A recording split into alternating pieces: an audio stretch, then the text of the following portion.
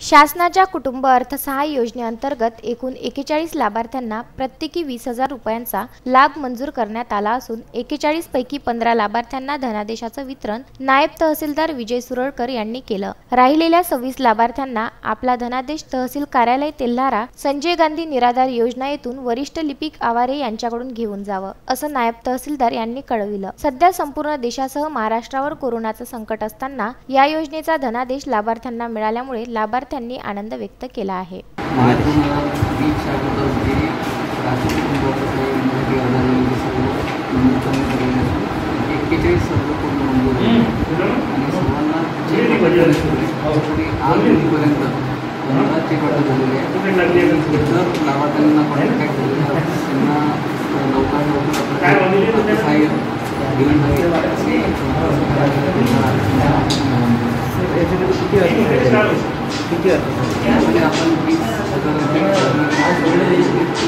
Gurudev इसमोरे, Vidarbha news, Telhara.